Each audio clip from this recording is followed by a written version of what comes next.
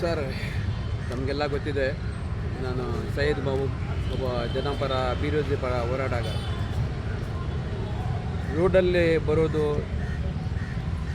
ದಾನ ಧರ್ಮ ತೋರಿಸ್ಕೊಳ್ಳೋದು ನಮ್ಮ ಧರ್ಮದಲ್ಲಿ ಇಲ್ಲ. ಇದೇನಿದೆ, ರಂಜಾನಲ್ಲಿ ಜಕಾತ್ ಅಂತ ಕೊಡ್ತಾರೆ. ನಮ್ಮ ಹತ್ರ 100 ರೂಪಾಯಿ ಇದ್ದರೆ 200 ರೂಪಾಯಿ ದಾನ ಮಾಡಬೇಕು. 100 ರೂಪಾಯಿ ಯಾವುದದು? ನಾನು ಕಷ್ಟಪಟ್ಟು ಸಂಪಾದನೆ ಮಾಡಿ ಅದರಲ್ಲಿ ಮಿಕ್ಕಿದರೆ ಏನೇಳಿ ಯಾವ ಥರ ಇನ್ಕಮ್ ಟ್ಯಾಕ್ಸ್ ಎಲ್ಲ ಸೇರ್ ಮಾಡಿ ಖರ್ಚು ಮಾಡಿ ಮಿಕ್ಕಿದ್ರೆ ಆ ಥರ 1 ಲಕ್ಷಕ್ಕೆ ಎಷ್ಟು 7,000 ನಾವು ಕೊಡಬೇಕು. 7,000 ಯಾರು ಕೊಡಬೇಕು? ಮೊದಲೇ ನಾವು ನೋಡಬೇಕು.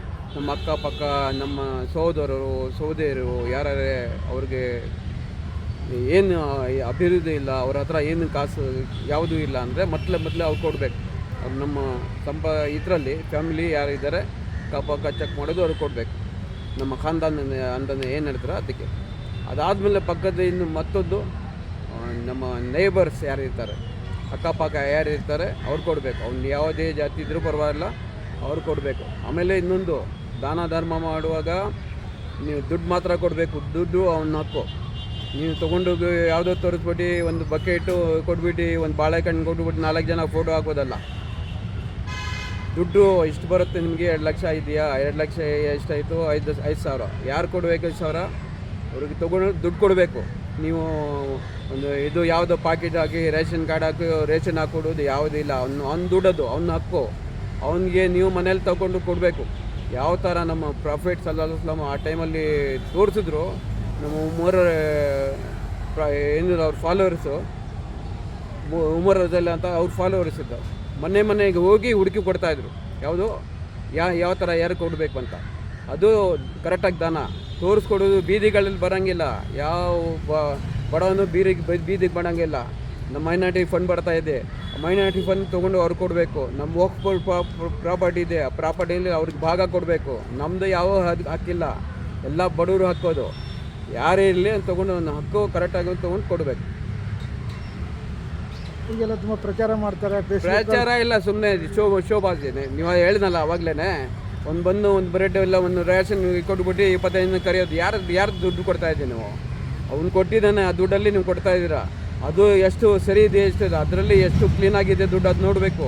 ಯಾರ್ದು ಯಾರಿಗೂ ಹೊಡೆದು ಬೇಜಾರು ಮಾಡ್ಕೊಬೇಡಿ, ತಲೆ ಹೊಡೆದು ಯಾರ ದುಡ್ಡು ಸಾಲ ಮಾಡಿ ಇದು ಮಾಡಿ ಆ ಥರ ಯಾವುದೂ ಕೊಡೋಂಗಿಲ್ಲ.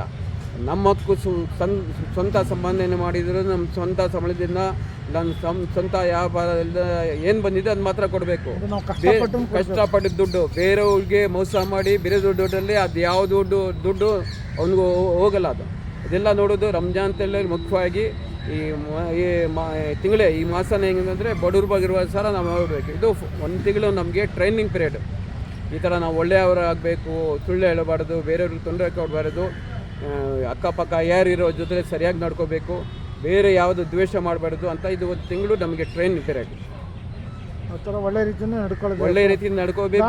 ಯಾವ ಧರ್ಮದವ್ರಿಗೂ ಮಾಡ್ಬೋದು, ಯಾವ ಧರ್ಮದವ್ರು ಮಾಡ್ಬೋದು. ಮುಖ್ಯವಾಗಿ ಅವನಿಗೆ ಬೇಡಿಕೆ ಆಗಿದೆಯಾ, ನೀಡಿ ಇದ್ದಾನೆ ಅವನು, ಅದು ಬೇಕಾಗಿದೆಯಾ, ಅಂಥವ್ರು ಕೊಡಬೇಕು. ನಿಮ್ಮೆ ತೋರಿಸೋದು ಒಂದು ಅಂಗಡಿಯಲ್ಲಿ 20 ಜನ 30 ಜನ ಮತ್ತು 10 ರೂಪಾಯಿ 10 ರೂಪಾಯಿ ಬಿಸಿ ಆಗೋದಲ್ಲ.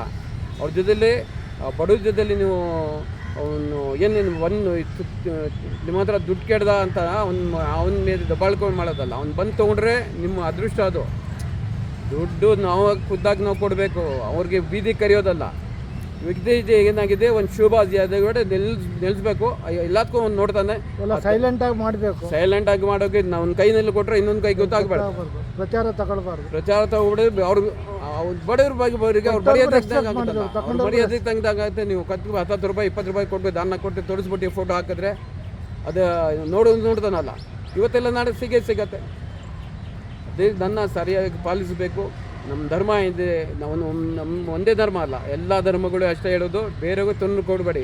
ಬಡವ್ರಿಗೆ ನೋಡಿ, ಮೊದಲೇ ಯಾರು ಬಡವರಿದ್ದಾರೆ ಅವ್ರಿಗೆ ಮುಖ್ಯವಾಗಿ ಕೊಡಿ. ಧನ್ಯವಾದ.